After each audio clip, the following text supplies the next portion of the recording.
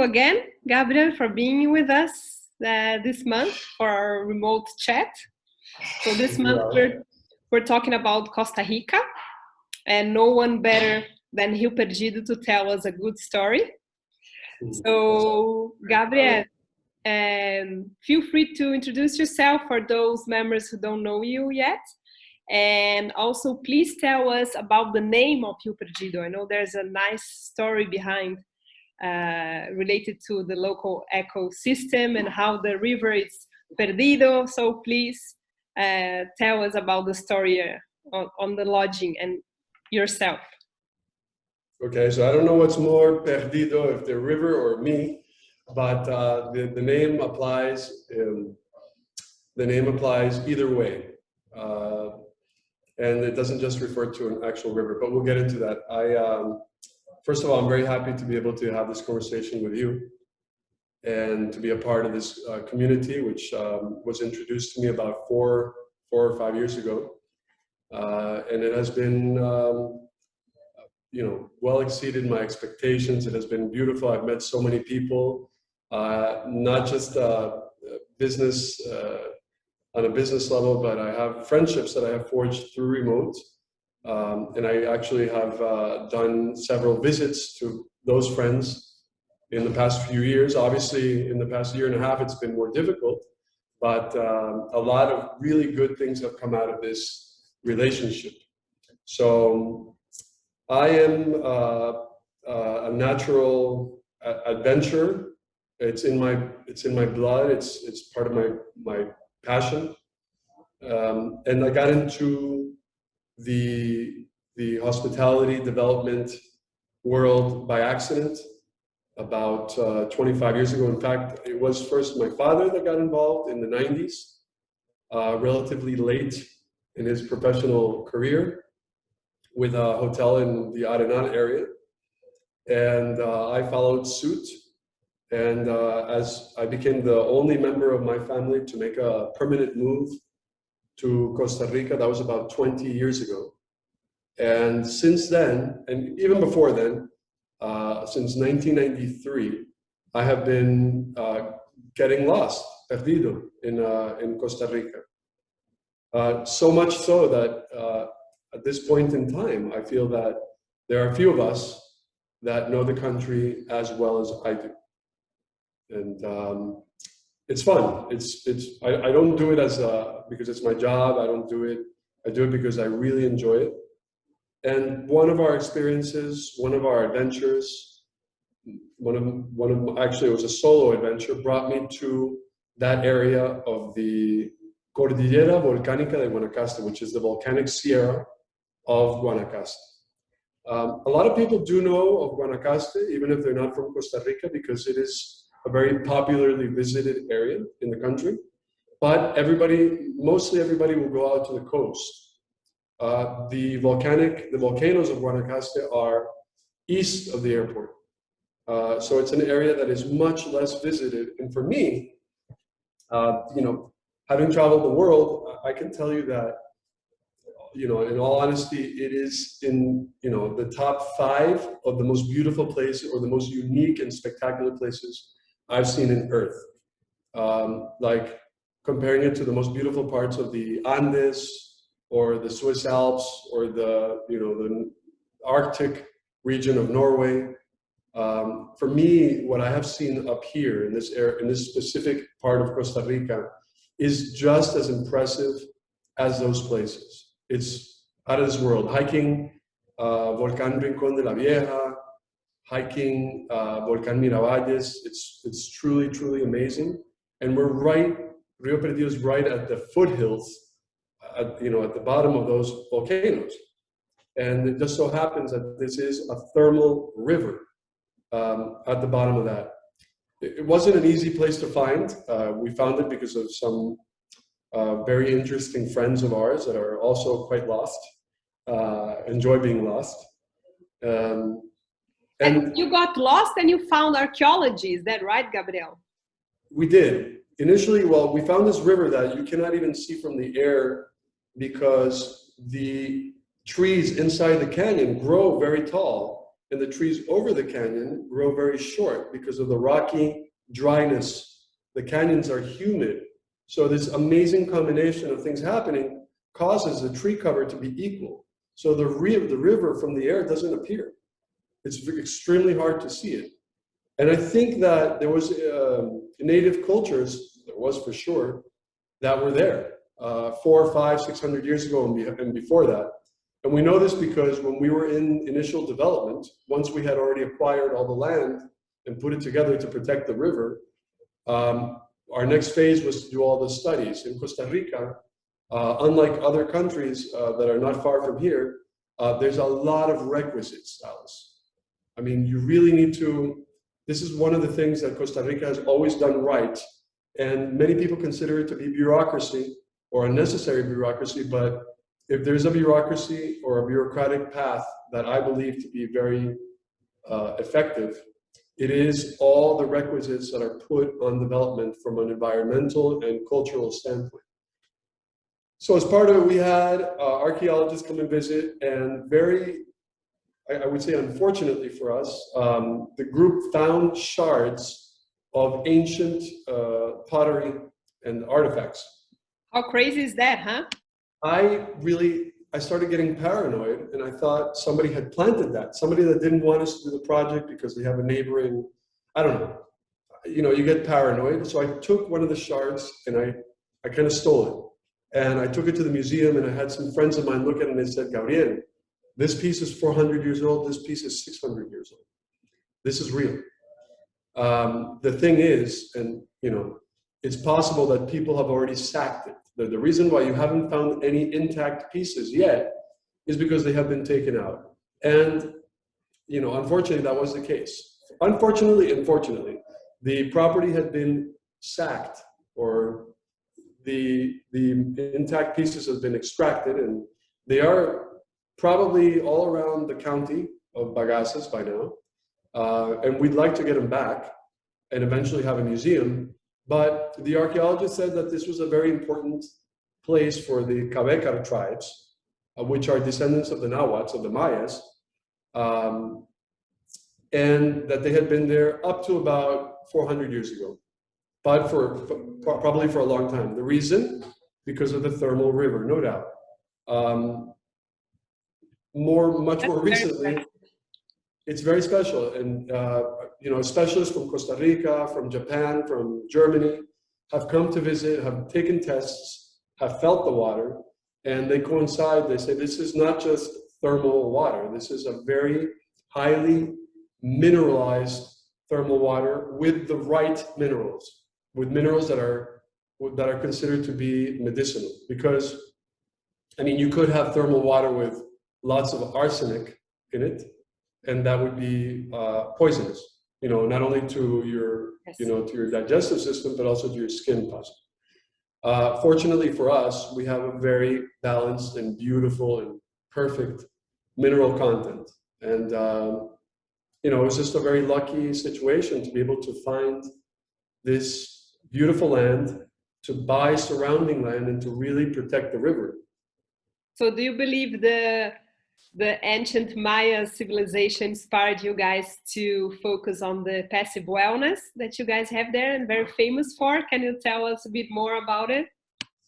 Well, yes. I don't know what forces allowed us to become specifically stewards of this particular piece of land, but I do think that there must be something there. There must be a calling that we don't understand, but that some people can construe it as a spiritual calling or an act of you know, the sky, whatever you want to refer to as, the Pachamama, you know, speaking to us and saying, come, protect us, help us, and make it available to conscious-minded people. We do believe that the land has to be, you know, has to be made available without being heavily exploited. I would like to come into the passive wellness aspect of the property, which you guys are very famous for, and maybe ask you to talk a bit more on what makes part of that passive wellness, and how do you feel that relates to the area, to the property? Okay, Alice. So first of all, you know, the wellness travel market has been growing for years now. And during and after this pandemic, it has taken a leap. But that being said, I think it's still a very small percentage of the total travel market. So, what that means is that the vast majority of people are traveling not necessarily with a key goal of having a wellness getaway, of having a vacation in which the focus is to be better, to feel better. It's certainly a part of any vacation, but they're not actively looking for that. We have a different spin on it. We know that there are a lot of people that visit us, proportionally higher than the world average of travelers, because Rio Perdido has become kind of organically a wellness destination. But still, there is a very big proportion of visitors that are not necessarily looking for that wellness experience. We know from seeing these people after their stay and hearing their comments and saying, hey, I feel quite rested. I feel very good. I feel stronger. I slept so well these last few days, this past week. My digestive system feels so good. I came here having some issues and now I'm leaving without them. So, as you have this immersion and this deep communication with many of our guests, you start to really learn and say, hey, there's something happening here. And again, these descendants of the Mayas, these Cabecares, they knew that for sure. I mean, they were going here with the water and all the proper conditions. I mean, that's all we want, right? When we travel to remote places, we want to feel regenerated. That's awesome. Right. So, for Europeans and many Japanese and people all around the world already have an appetite or even a know-how, a wisdom surrounding thermal water. And again, as I mentioned to you, the thermal water at Rio Perdido has a very unique and amazing composition that is considered to be medicinal because of the exact minerals and salts and the concentrations of these. For example, we have a very high concentration of magnesium, to the extent that if the water is in contact with your skin, that magnesium will penetrate your body through your pores, through your skin. Things can actually enter your body, not just through your mouth. I mean, your skin is semi-permeable. It is something that selectively... the biggest organ, right? It is considered to be the biggest organ. Now, in the biological community, as a specialist in the biological sciences, I can tell you that there are arguments that say, hey, that's just, for people to get their head around the idea, but let's not call it as such. So there's a whole way to look at it, but we certainly are very actively, our skin is doing so much more for us than simply keeping stuff in. It's also allowing certain things to come in and allowing other things to come out. And there's a lot going on that most of us don't understand. And even the specialists are still learning new things about it. So with this, for example, this high content of magnesium, you can actually, it is not far-fetched to say that if you have a deficiency in magnesium and you're unable to get it through your food or even through vitamins, because there's only so much that your intestines might be able to absorb and push into your blood, some of that could be rectified through a dermal absorption. Absolutely. So it's super interesting, and there's a lot that's being learned now. And I guess practically speaking, everyone understands the result, right? That's what you're saying. We may not understand why, or maybe exactly. Maybe it's not the case of you guys to explain in a deep level, but the fact is that Rio Perdido do offer have the wonderful chance, right? As you said, to have discovered this area and to offer, to make it available to others, to live that wellness through the thermal waters, right? And some people don't want to even know the science surrounding why they're feeling so good. For them, it's enough to know that they feel great. So passive wellness, to summarize that, is exactly that. It means that you may not be looking for a wellness product. You may not be in active search of a vacation that makes you whose main goal is to make you feel overall better. You may not be looking specifically for that, but you're going to get side effect. you're going to get that side effect no matter if you're looking for it or not. And you know, in the vast majority of cases, you're going to appreciate it. I would say in all cases, you're going to really appreciate what's happening to you. That's very so that is the definition of passive wellness, but as we define it, because it's something that we've kind of coined. But I'd like to say that a lot of other things have have aligned. So it's not just about having. That is exactly what I wanted to provoke here, because I guess and lots of our remoters obviously share the same view that one thing leads to the other, right? So once you start caring for the wellness of your guests, you start caring for obviously the wellness and the well-being of your team, and obviously the nature, you know, and want to care and look after. So I know also you guys have a program for sustainability, your own there's a name for that you guys coined for your own program of zero waste and footprint. So I guess that will be something interesting to share as well. Yeah, so unfortunately, we don't have too many external certifications. People have talked to us about LEED. Initially, years ago, we didn't really look for LEED because our friends, our specialists told us that it wasn't really at that point. I know that things have changed, but at that point, it wasn't really tropicalized yet. So we decided to establish our own concrete goals with respect to development and operation, so as to keep our footprint really, really low. And among those were the zero land movement policy, which basically says that, you know, in our entire development, we have to seek to not alter the geology of the place, which means that by not altering the geology, you're also not really going to alter the hydrology. It means that, you know, the way that water has been flowing on and under the property and in the canyons, the way that the water has been flowing for, you know, not hundreds and not even thousands of years, but very long periods of time, are not going to be all of a sudden changed by anthropogenic, you know, effects. So all 30 of our bungalows are built on stilts, on pylon style architecture, and even most of our trails and where vehicles can come into the property were made on existing trails and existing movements. So the land had already been in the hands of other people when we arrived, and we acquired land from different groups. But we tried to keep any land movement to what was there. And I think overall we succeeded.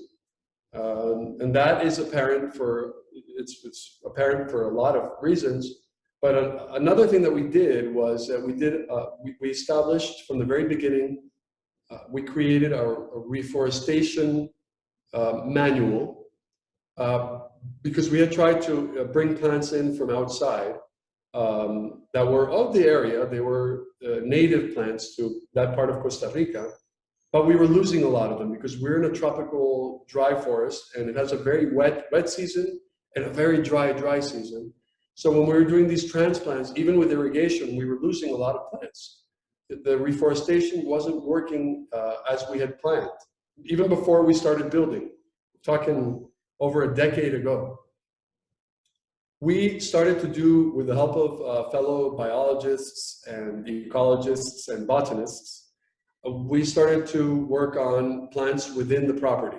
So transplanting, if we have 20 pinuelas growing in a patch, we could remove 4 of them, put them elsewhere, start a new colony, and in a very short time, this original colony would be completely not only recovered, but bigger, because sometimes removing some plants removes competition. So we did it in a way that was perfect. And that technique, which involves not purchasing plants and transporting them, but actually just using the existing forest, has allowed us to create a much higher coverage than what was in the land when we acquired it. And not only that, I mean, we're talking tens of thousands of new plants in a 600 acre property that already has, green coverage. This is one of the few properties that I have ever experienced where we built into the forest. We put a lot of infrastructure into something that was never cut down, and the parts that were sparse or not dense enough today are quite dense. And again, you don't need to do a study. You can look at a Google aerial map, or you can just see the amount of fauna that is present. We never had this many mammals and reptiles and insects of all species present before we had development. So we have more wildlife now. Yes, it's always, and I guess also that's a common view of our community. And I really love to hear true stories in details about the give and get back relationship with nature, right? So it's always a two-hand relationship, and the more you care, the more you get back. So, it's very impressive to hear that. I mean, not impressive, I'm not impressed anymore, but it's important to hear different angles and different stories, because that happens everywhere, right? Yes. It's all about the same mindset. And talking about mindset also, Gabriel, I would like to ask you about, because I know you guys at Rio Perdido have a nice relationship with the local team, right? So we've really caring for the local communities, which is also an important aspect that all of us in the community face, right? So how to best deal and to help, and the same way like the nature, how to support and give and get back with the local communities. And I know that you guys employ around 90% of the locals, right, and to work and build with you guys. And I think it's worth talking about it, because there's a lot of aspects behind it. So not only obviously supporting the local community, but also in post-COVID times, as we spoke previously, it's interesting to see that movement and to really support and to give conditions to people who really want to live and be remote, right? To go off the big cities model, right? So I think what we're building here, it's bigger. And I wanted to hear your thoughts, your behind the scenes perspectives on that. Right. So, Costa Rica is known for being a very green country, and it's no wonder. But that being said, the vast majority of the projects that are built in this country are in areas that are already populated. And when we got to Rio Perdido, we knew we were in the county of Bagaces.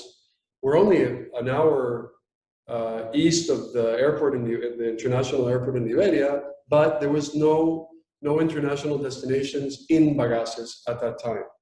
So we started the project, and people were telling us, where are you going to hire people? You need to have people that have experience in tourism, and you're going to have to hire in the coast or in Arenal. These are the places that have a tourism culture, and they have been, developing as tourist destinations for decades, 30, 40 years. But we didn't do that. We went against the grain. We really wanted to, because Bagaces, if you are a young person in Bagaces looking for a job, you only had two choices. Bagaces, one of the really beautiful things about Bagaces is that something just came up. Hold on. So, yeah. No, I can hear you fine. No, a notice just came from Google. I don't know. Anyways, so going back to that, we decided to hire locally against everyone's, against everyone's recommendations. we decided, we brought some mentors and some people to teach, and we discovered that there was people from Bagaces working, in the coast, at the Four Seasons, at all these places really far from home. So over time, they started to come back and work with us. Prior to this, they had only two options: to work for the electrical company, because that's what I was going to tell you about. Bagaces was the first county in Costa Rica and maybe in Central America that was producing electricity from all four major sources of green energy. So Bagaces was the first place in the region to produce wind energy, eólica, geothermal, solar, and hydro. Now I think Liberia also produces all four, but we were the first. And if you wanted a job in Bagaces before we came along, you either had to work in agriculture, with your uncle, having production of corn or cows or whatever it was, or the electrical company. Those were your two options. And if you didn't work in these two industries, you had to leave. So Rio Perdido has, even though we're a small hotel, we did at one point have as much as 80 employees working for us. And as you mentioned, about 90% of them were from the immediate area. So we trained them, we mentored them, and what we've actually been able to see is that the people that we have working for us now, that have been with us for a few years, are absolutely top-notch. They are amazing. There's good education in Bagaces, so these people have learned super well. They are healthy. They live in, they're tightly knit to their families, which is something that you don't necessarily see so much in urban areas or in more populated areas. And it's so nice to take hardworking, intelligent, healthy people and mentor them, as opposed to people that are coming from outside, are not adapting that easily. And, it may sound bad, but a lot of people that have been trained elsewhere could be, coming to us with certain vices that don't really adapt well to what we're trying to do. If someone comes with a lot of psychological turmoil and is working with us, it's going to be impossible for them to keep that from our guests. So if we have a really beautiful place with amazing water, amazing air, amazing food, but the people are not happy and healthy, then you're not going to have a proper wellness product, no matter how good it's not completed, right? Absolutely. And people feel it. Part of the thing that people are feeling is that interaction with the people that are working for us. It's absolutely a science. If the people are happy that are there, the people that come to visit us will be happy too. Absolutely. And everything is correlated, right? But I'm more than happy that I discovered some of Rio Perdido's secrets. So nice. What's behind the good energy, what makes the good energy? So I'm happy to find in firsthand some in-depth details. So Gabriel, I thank you for your time. I feel we could carry on here talking about many, many more aspects, but I leave that to the in presence, right? So I leave that to the off virtual. But I guess it was very special. So I thank you on behalf of the remote community and everyone who's gonna watch our chat. That's fantastic. Thank you. I really appreciate your time and your beautiful energy as well. Okay, great. And everyone is more than welcome to carry on the conversation directly with you. And soon enough, we'll have our environment and our intranet to make communication even more closer. But again, I thank you. And I'll stop recording if you're fine. Yes. Okay.